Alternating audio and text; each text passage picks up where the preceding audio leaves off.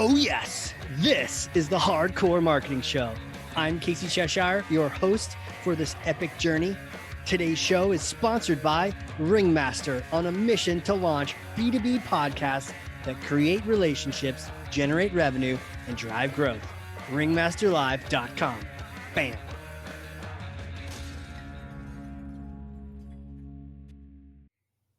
Do you know the feeling of having a brand new cup of coffee in front of you? You haven't even had a sip out of it and you're about to open the lid? That's where I'm at right now with this podcast. I also am literally staring at an untouched cup of Dunkin' coffee. This podcast is soon to be sponsored by Dunkin'. But I gotta tell you, I'm so excited for my guest today because he is that cup of Java when it comes to learning something. And I can't wait to crack this podcast open and just learn. It's going to be so much fun today. Who am I talking to? Who is he? A serial entrepreneur, a thought leader, a brand growth guy. He's got expertise in PR, media, content, all the things. But really, it comes down to thought leadership. And I would call him the Yoda of thought leadership. If you ever thought of being a thought leader and you weren't exactly sure how to execute or even how to maybe plan at the beginning, this is the guy. I've done webinars with him. I've learned so much with him. Decades of experience, decades with an S at the end of it. Co-founder and lead strategist at Rootstock, Ryan Klee. Welcome to the show, sir. Hey, thank you so much for having me, Casey. I'm so excited to be here. And that's a very flattering intro. Thank you so much. All true. The decades thing threw me off. Man, that was weird to hear. Oh, you're yeah. Right. Well, you are that. I'm gonna take a sip of this coffee, but before I do, I have to pass you something. It's heavy, but I know you work out. Okay, I do. Okay, here we go. Take Thor's hammer. You got that? Whoa. Got it. Backhanded grab, ladies and gentlemen. You all know that when the guest grabs it like it's a dirty tennis racket, Thor's all-powerful hammer is about to smash some kind of crazy myth. Ryan smashed some kind of myth, bogus strategy, misconception, set the record straight once and for all. You got it.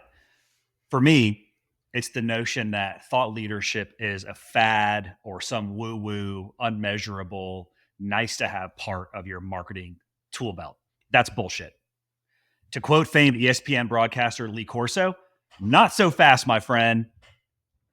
For many different kinds of leaders and organizations, thought leadership is the perfect tool to include in the marketing mix. And data proves its effectiveness and influence at growing brands and scaling businesses. It's vital for B2B sales, marketing, retention, and nurturing, and it's valued by executives and decision makers.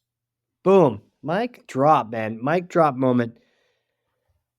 So thought leadership is not so fluffy as we thought, or as some people might tell you, or some people who probably don't get it and aren't using it think that it might be it. Mm-hmm. So where does this come from? Why do so many people get tricked into thinking that it's just fluff, but really it's so critical?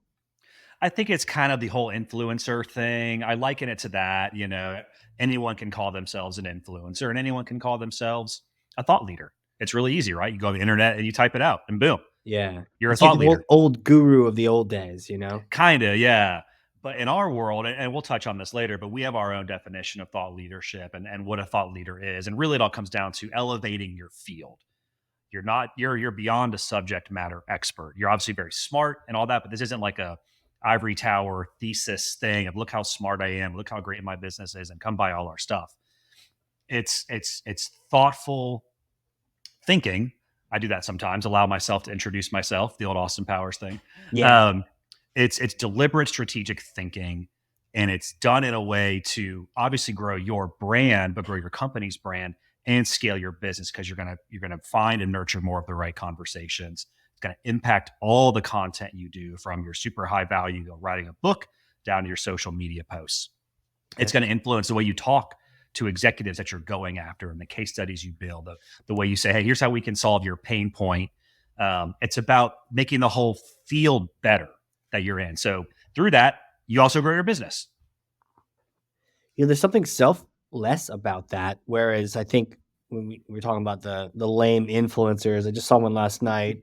I'm going to visit this fancy hotel. Look at me taking a picture.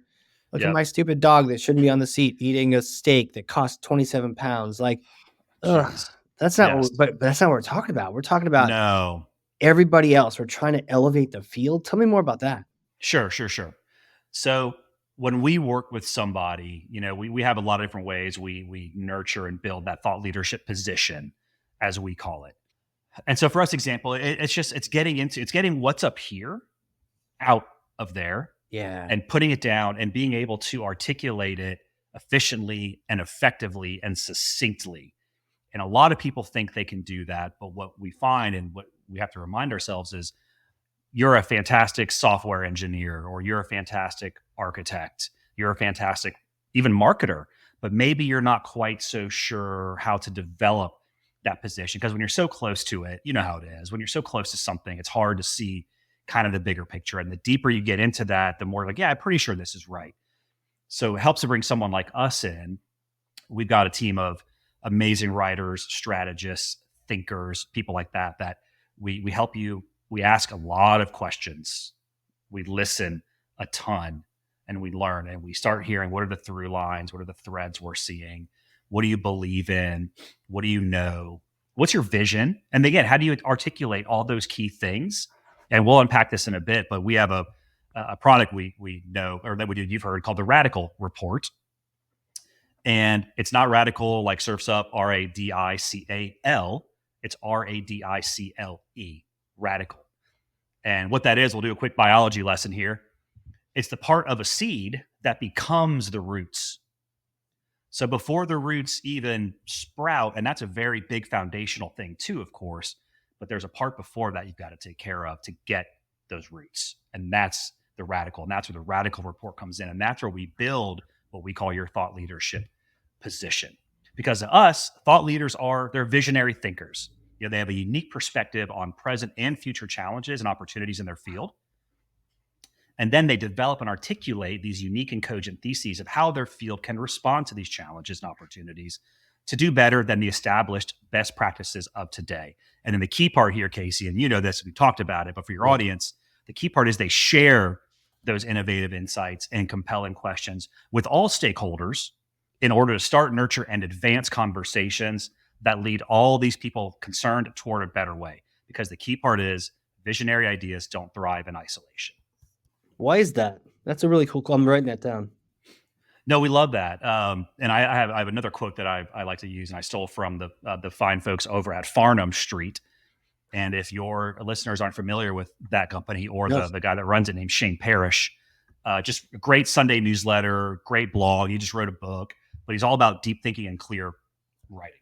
Okay. And so he has this great quote, which is clear writing gives bad thinking nowhere to hide. Bro. Because what we find, and we see it over and over again, we were just in LA last week with a new client, and this fella is super smart, and he's done a lot of work on his messaging, but he just couldn't quite get over the hump because it's not really what he does. He designs beautiful buildings and structures. Okay. He doesn't really know how to do messaging like we do.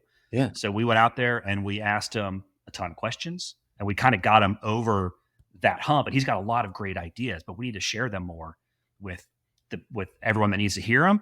And what we found is when you start writing things down, you think you have it up here in your head, and then you start writing it or typing, and you're kind of like, man, I really don't fully get it. And then you have a super long, bunch of thoughts, kind of free flowing. Yeah. And that's great. But what's the essence of that? Like how do we get to that essence?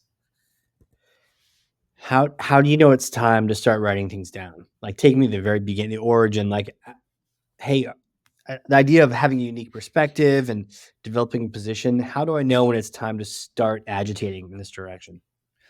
Great question. So a lot of the folks we work with, we work with all types of organizations, startups, founder-led businesses, nonprofits, corporations, whatever. The folks we work with, they're not brand new to their work. They've had success. They're doing well. They're billing, a few million a year, maybe at least. And they've kind of maybe like tapped their network, gotten all the referrals and the word of mouth, and they've had that great momentum, but momentum's kind of stalled. And they're having a hard time. And we went through this ourselves. We were having a hard time articulating our true value that we can bring. Yeah. And so people they get stalled in a number of ways. And I'll use this recent client we just saw as an example. They did a lot of work, but for the last year and a half, no marketing, no social media, none of that, because they're like, we don't know what to say. We're just stuck. So how do you get unstuck? You bring some folks like us in to help you get the core messaging and thoughts together and do it in a way that is going to drive your growth and your company's growth. And then we use that. Then it filters out. Then you can get into the strategy. Then you can get into all the tactical stuff that people love to jump to right away. Right. But you got to take the time up front. Okay. But would you say there's like a tipping point when the matchstick falls over and it's go time? That's a great question. I mean, honestly, it'd be great if people would invest in this from the beginning, but we get it. Yeah. It's hard when you don't have the budget, you don't have the time, or it's so far down your list of priorities, even though it shouldn't be. But I get it. It's a very movable thing: marketing, PR, whatever you want to call it, communications, thought leadership. Yeah. So to me, it's like, okay, you're a subject matter expert. You're smart. Clearly, you're good at what you do, but you've got this tight bubble that you live in, and the bubble, you kind of fill that whole bubble out. So how do we get outside of it? Well, that's where thought leadership can come in, because now we're going to share all your great thinking and all your great work. We can show off how you think and we can show off what you do. And so when you get to that point where you've kind of saturated your own network and you're saying, man, I don't really know what to do beyond this. Do I spend a bunch of money on Google Ads? Right. Do I spend a bunch of money on Facebook? Do I go on LinkedIn and spend a bunch of money? And LinkedIn's great, but it's not cheap. So how do I spend my dollars best? Well, it's like, we're not experts at SEO. We're not experts at SEM. We know those things can be useful. So let's not worry about those right now. Let's take a step back and let's dive into what makes you, what makes your company unique, and really pull all that together, either through our thought leadership position building and the Radical Report. And the other key part of our foundational work we do after that is a brand narrative and messaging guide. And ours is very in depth. We build a bunch of personas. We dive into all the mission, vision, values, value prop, all that stuff. But then let's go deeper. Like, what's your full brand story? What are you and what are you not? Right. What are your USPs? Like, all that stuff. And so I think the tipping point is just, you're just feeling stuck and you're like, kind of like, I don't know what to do next. And then instead of throwing a bunch of money at random things and seeing what sticks, let's just be a little strategic about it. When you mention what doesn't stick, are there any signs that you're doing it for the wrong reason, or any signs that it is not the right move? That's a great question, because our work isn't for everybody. Yeah, that's true. We are very much a relationship-based business. My nickname of the company is the Connector. Yeah. I love connecting people, things, partnerships, events, whatever that means.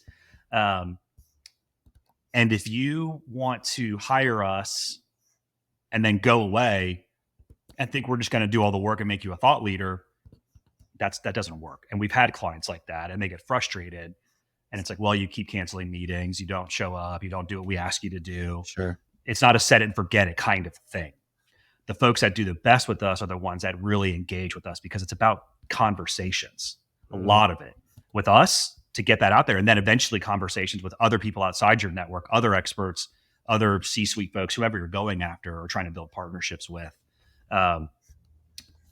Those are the folks that are going to have the most success with us. If you looking for a ton of lead gen, for example, we're not a hardcore lead gen company. We have partners that can do that. We have all types of partners that we bring in as needed. Sure. We're a fully remote agency. We have our different kinds of writers, different strategists, designers, et cetera, videographers, all that fun stuff. Sure. But you've got to engage with us, and you've got to be part of the process and have those conversations, because they're sometimes not easy conversations. We're going to challenge your assumptions, your beliefs, where you currently are. Like, we're going to ask you about the future. We're going to ask you, what do you think about this thing and how can we do it better? And then maybe we'll write a case study about it. Maybe we'll do a social media, a LinkedIn post about it. Maybe we'll write a blog. Maybe we'll start you a YouTube show, or maybe get you on a podcast, or start your own podcast. Right. There's so many things you can do about down the road, and what's good for everyone is not the same for everyone. It's different. And so that's why we like to take a couple of steps back, start up front, get all that foundational stuff down, and then let's put together the strategy of how we're going to attack it with all these different tactics. Got it. Do you have an example of a good win that you've experienced with that? 100%. I've got several. Yeah. Let's story time. Story time with Ryan Klee. Da-da-da. One of our longest running clients is a growing and now pretty big software consulting firm here in Atlanta. And we worked with them for about 4 years. We took a little break because they wanted some more lead gen stuff. And again, not our jam, but we can help with that stuff. And our content informs that. Right. And it's great because like our work is meant to set you up for that stuff and then go down that next path you want to go down for your business. Makes perfect sense. So this firm, they were started by a very smart guy, software engineer. And he felt there was better ways to build software, frankly. He had been in some of the big companies. He'd been in some of the big consultants that we all know. He'd been in some smaller ones that had done some really cool, built some cool products back in the day. And through all that, he was kind of paying attention. He's just like, man, like there's got to be a better way to build good software, right? So we started his own company, and they've gone from when we started with them 20 engineers up to 60. Revenue skyrocketed and all that stuff. So it's great. So we took a lot of time up front to really articulate his thought leadership position. Like, what do you want to say about software? What do you think can be better? Right. And then that started us on a couple different paths. But one example I want to give you is he wanted to write for some industry publications. He wanted to contribute editorial. Okay. And a big target of his is CIOs. Okay, so let's figure out where we can do that. Well, there's, appropriately enough, there's a website out there called CIO.com. Hey. Right? So, and they used to be CIO magazine. And of course, the print product went away. And now it's a whole product, or whole suite of virtual or digital products. So we pitched him to CIO. They accepted him as a contributor. It was great. So then we started crafting articles for him in his voice and with his thinking. So it's challenging, like how you build software teams, for example. Sure. They don't need to be massive teams just because you throw numbers at it. It's who are the best engineers to put on it? What's the smallest we can keep the team that has the strongest people on it, right, that can crush your what you came to us for. Okay. So we got him doing that, and they loved him. So that editor liked our stuff so much. He's like, hey, I think you should meet my other editor at one of our sister publications. Okay. Because they don't have a voice like his that's like challenging the norm in the way that he does. Very direct, very blunt, respectful, but like, this is just what I think because I've seen it. So we got him writing for another one of their sister publications called InfoWorld. It was great. They loved him there too. And then I'm like, what else do they have in this in their content ecosystem? Well, they have some video products. So we did some sleuthing. We made some more contacts because again, I'm the connector. And that's what I love doing. Yep. Back in my old PR days. And we got him on one of their big video shows on YouTube called Today in Tech. And he ended up being a co-host for 4 weeks. Whoa. It's a weekly show. So he did 4 episodes and they loved him. They want him back. While that's going on, I'm like, how much deeper can we dig into this group? Right. There's another show they had called CIO Leadership Live, hosted by the former editor-in-chief of CIO Magazine. I reached out to her with our pitch and just kind of like, hey, can we start a conversation about this? Here's who we are. Here's what we're thinking. Here's why we think we'd be valuable. And I wanted to get him on her show. The tricky part is she 98% of the time interviews CIOs only. There were a few episodes where she'd have like a vendor or a consultant join a CIO. And I'm like, well, that's our way in. Yeah. So luckily he's got a big roster of some pretty big CIOs and some big names that she recognized. So she's like, okay, that's cool. I like that idea. You've done your research clearly. And also you're bringing something of value to me and my audience. Yeah. So we pitched it. We worked on it together and she was great. And we landed on the topic. We got the CIO to join our client. And so through that first outreach of saying, hey, can we contribute editorial to your CIO.com, this particular section called Tech Talk? From that led to all these other opportunities, all because of his thought leadership, because of the difference in how he thinks, the unique perspective or point of view that he brought. And of course, he's good on camera. He's good behind a microphone. He can speak in complete sentences and he's got valid things to say. Sure. But it all started way up front, way back. And then even ahead of that, we had a lot of other little wins along the way. These were some big wins, and it took time to get there, but it's worth it. Man, I mean, to go from just trying to get a little conversation going to being a co-host on a show and being sought after and inviting you back. And that's the dream, right? That's what thought leadership is all about. Mm-hmm. It's just, that's how you know it's working, because you're not having to pay anyone. It's not like pay to play. you are being invited back because you're making great content. Yep.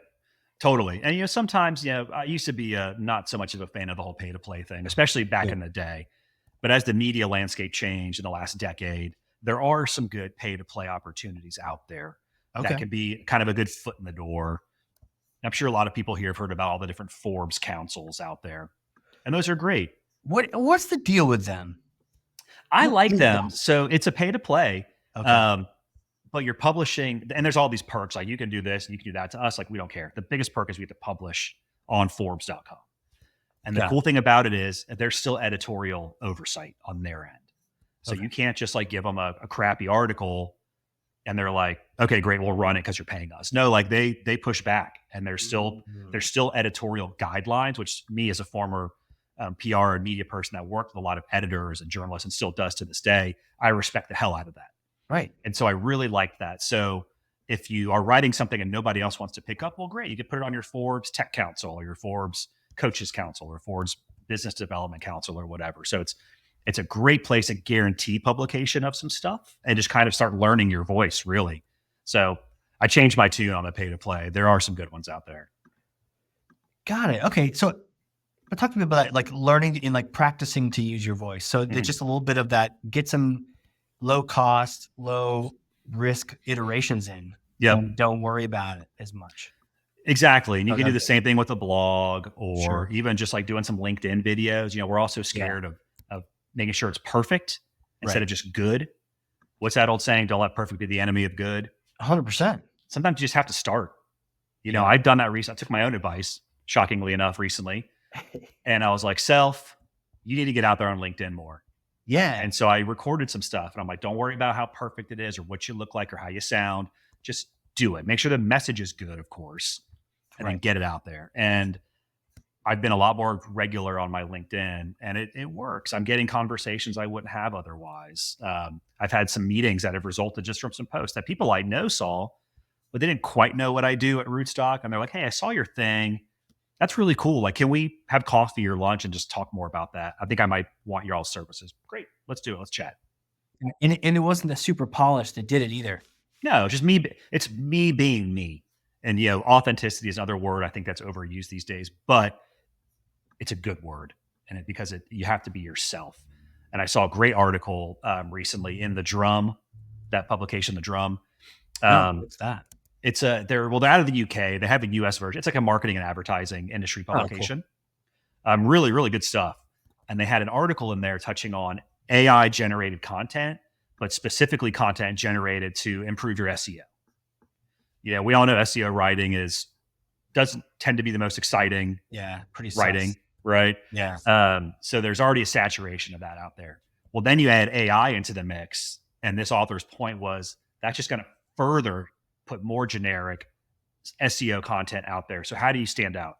You have an authentic point of view, which is thought leadership. All circles back. Do you see any changes coming to this? I mean, it's been called thought leadership for a while, but like, what do you see coming around the bend? What's in the future that you're excited to take advantage of when it comes to this stuff? Great question. One thing I like is they're becoming more data around its effectiveness. Okay. And like, actually there is like, hey, this actually does work, or people at certain levels prefer this kind of content. So then the challenge is, how do you create that content, and then how do you get it in front of them? Yep. So there's some big folks that have been doing some studies. So Edelman, the huge PR firm that I think a lot of people know in our world, and then LinkedIn, who pretty much everybody knows, for the last several years, they've teamed up for what they call their Thought Leadership Impact Report. And there's a couple of other organizations that do similar things, but this is my favorite because those are two trusted names. So one stat they had in one of their most recent reports was 61% of decision makers say that an organization's thought leadership can be moderately or a lot more effective at demonstrating the potential value of its products and services compared to traditional product-oriented marketing. I see that. And that's a good one. I've got a couple more I want to throw at you here. Well, yeah. That are in our creds deck if anybody's interested. But in terms of the kind of content, 51%, these are C-level folks, or I'm sorry, B2B decision makers. So it includes some C-suite folks, but the decision makers. 51% want you to make it quick and easy to consume and absorb, right? That makes sense. 49% want you to reference robust research and strong supporting data, which also makes sense.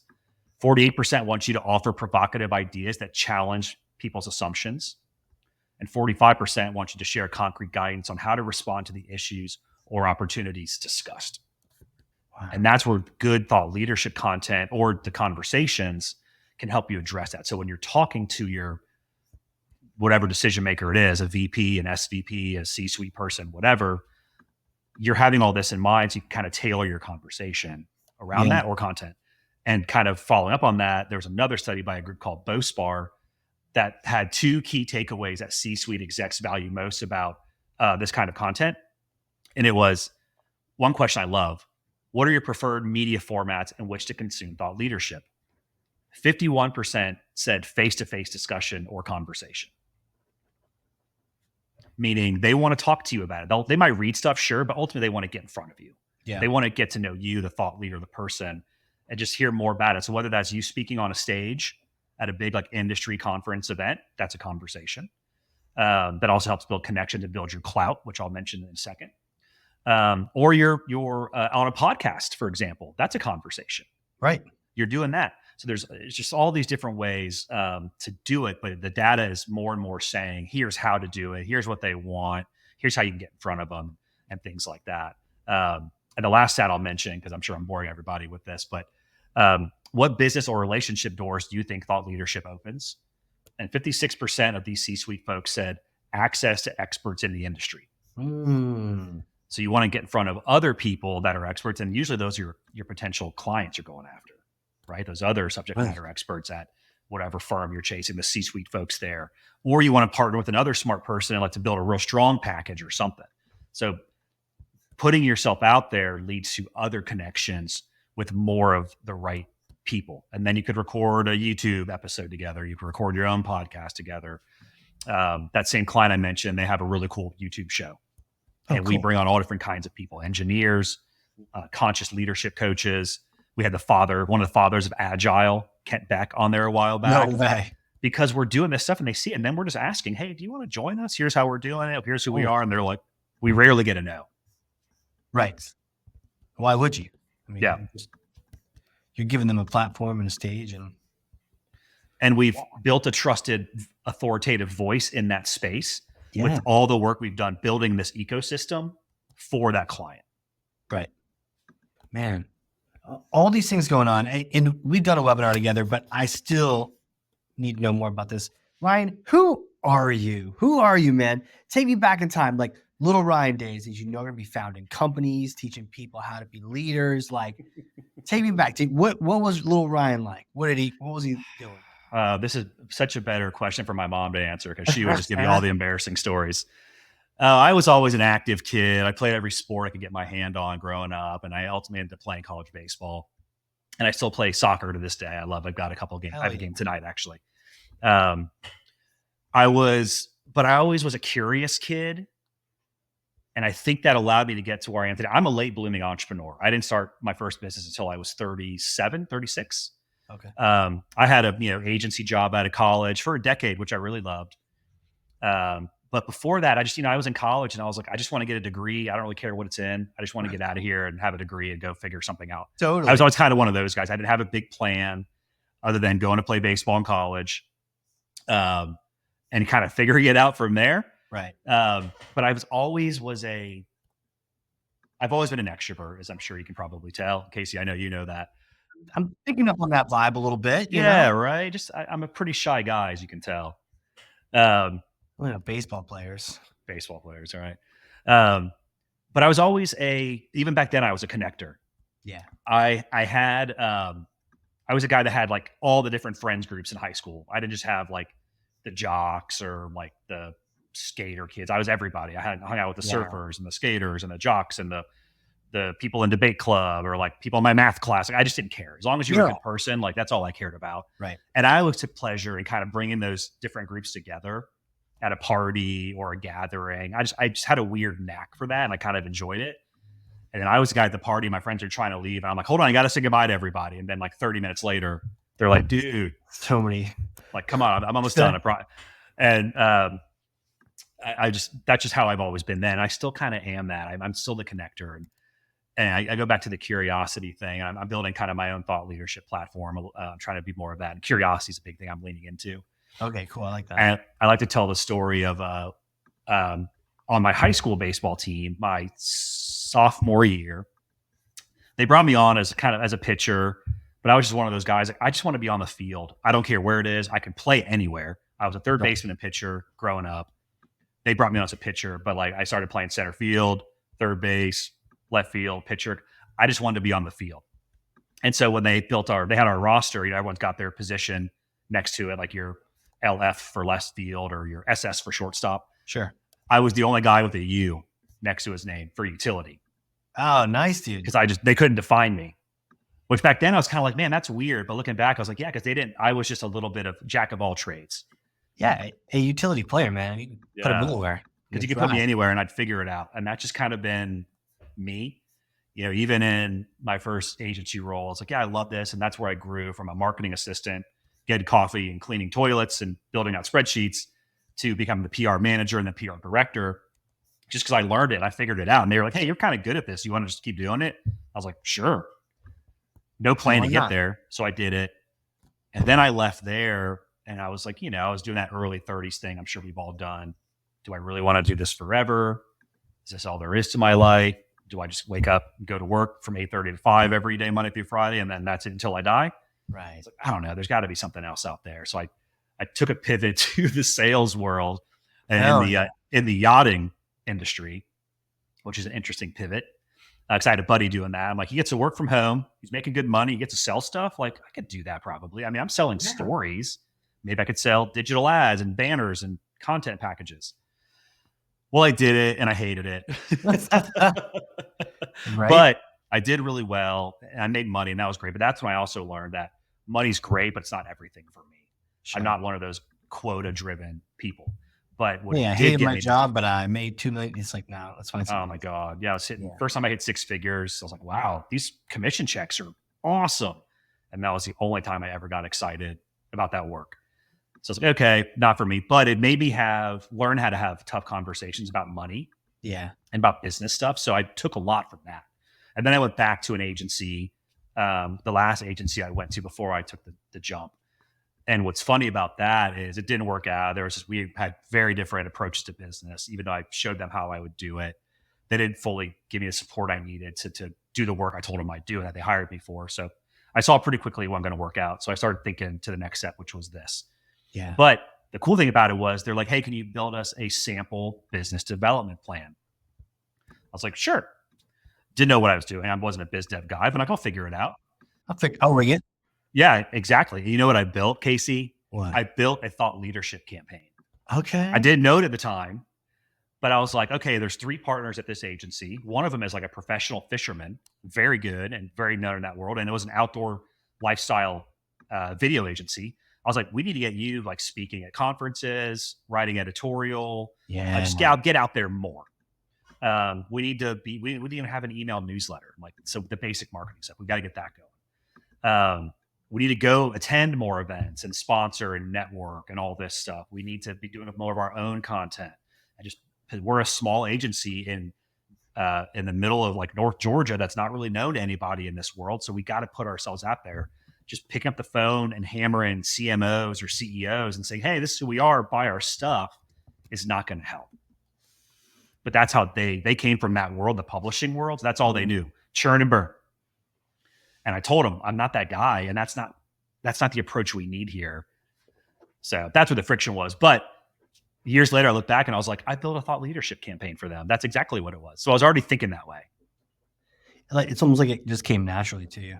It does. It really did. Because I never was a salesy transactional guy. I've always been a relationship guy. And when you're trying to, especially at an agency, when you're selling high dollar services, and our video services were not inexpensive. We need to look the part and play the part too. Right. And these aren't transactional deals. You're trying to get me to sell a $500,000 package to this boat manufacturer. That's not going to happen from one phone call. No. And they just didn't get that, but I got that. And so that's what I've taken with me since.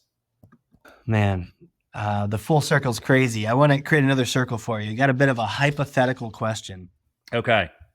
You see, I may or may not have a time machine here in New Hampshire, right? So you come visit, we get some beers, and it's in the backyard, covered in tarp. I was going to say, I don't know if we've talked about your time machine yet. I'm curious now, and also a little scared. Well, you can come up north, come use this machine. I get to go with you. It's pretty. You got 2 seats. Particular kind of time machine though. We get to go visit you a little bit after school, 4 days after you just graduated and you got out of school, and you get to visit yourself. You get to see yourself. What kind of conversations you're going to have? What kind of advice you're going to give yourself? Oh man, this is such a great question. And I thought about it and I love it because we asked a similar thing in our workshop last week with our client LA, and he got emotional answering it. And it was great to see. It's such an impactful question, and I'm happy to answer it for you too. So I have 2 things. One is stay curious. You never know what will happen. There are so many more paths to take than what you think possible. And second thing, lean confidently into your superpowers. For me, it's my personality, my energy, my spirit, my curiosity, my urge to collaborate, my urge to build good things with good people. And that's how I've always been, but it took me a long time to really own that. So those are the 2 things I would say, probably other than like, just don't be a dumbass. Now, would your younger self listen to any of this advice? No, probably not. I'd probably be like, great, yeah, I'm curious. Yeah, I'm curious what kind of beer I'm drinking later today, or, my superpower is playing bass. I would have said something dumb, or you never know. Maybe I would have caught him on the right day after a good class at University of Florida or something. Smack him in the back of the head. Listen up, kid. Listen up. Oh my God. No, I love that question so much. And it's such a interesting one to think about. And I love that you asked it. Are there any other questions that you love asking or love hearing asked? Oh man, that's honestly, what I love to do to people when we're having conversations. I can tell they're onto something, and I'll just go, tell me more about that. And I kind of stole that from an old one of the longtime NPR radio hosts that I think is still around, or maybe not, but Terry Gross, I think is the one I'm thinking of. And it was the way they would start an interview was just tell me about yourself.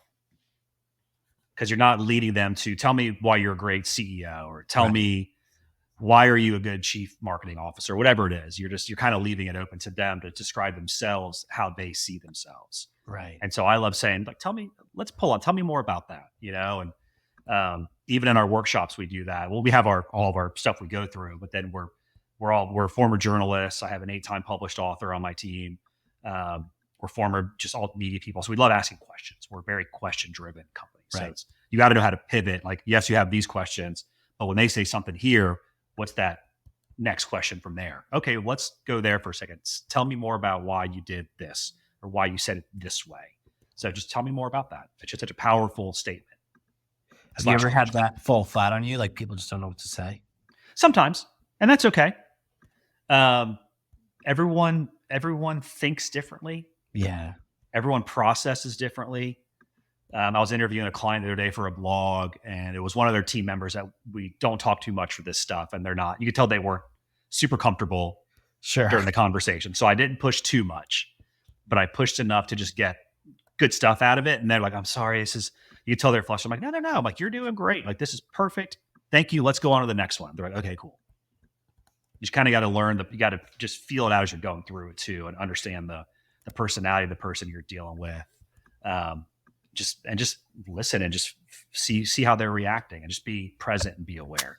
And don't be so tunnel vision, Yeah, you can certainly get that way. You can also feel like, tell me more. It's just so, I could totally see it needs the right time and place, because otherwise, they don't actually know enough to say. They're just saying, tell me more. But yeah, you don't have to play it all the time. A go-to. You need to like use it responsibly. It seems.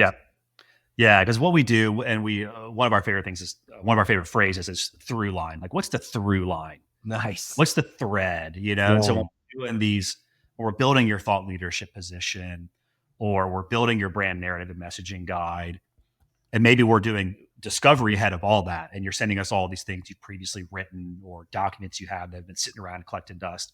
We digest all those, and we look for the threads and the through lines in there that you already have. Right. And then we come into your radical report workshop, and we don't tell you what we found. We want to see, do you reinforce this? Do you go a different direction?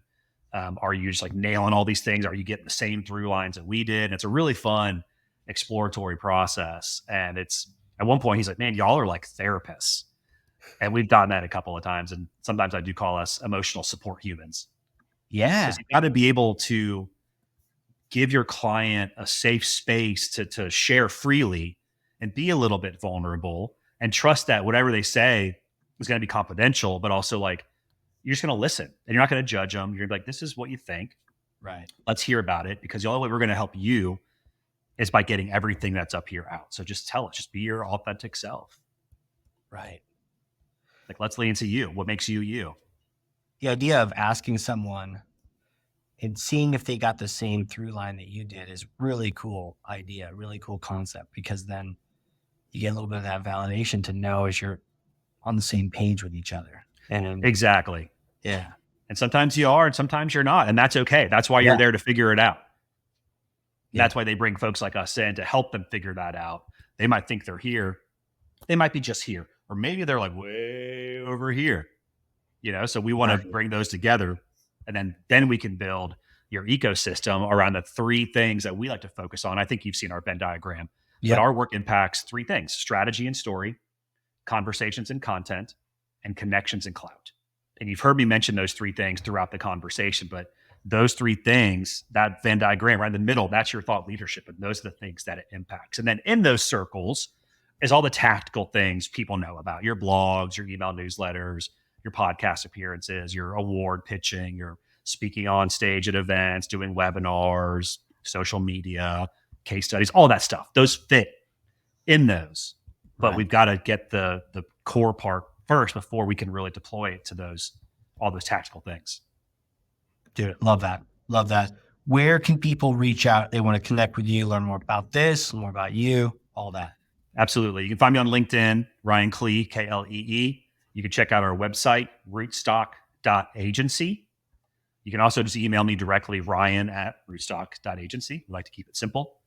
And we would love to chat. We've got a great team full of strategists and writers and thinkers and just smart, kind people that get other people and know how to take the artsy part of thought leadership and marry that with the sciencey part of business, so we can grow your brand and scale your business. Yeah. Yeah. It's the combination. That's the secret sauce right there. Man, good stuff. Ryan, thank you so much for coming on here, schooling me. Thank you. It was good, man. The coffee was good. It did not disappoint. Good. I'm feeling caffeinated. I'm feeling ready to go. So yeah, thank you for coming on here. Thank you for having me, Casey. And if you need to start calling me Duncan from now on, I understand.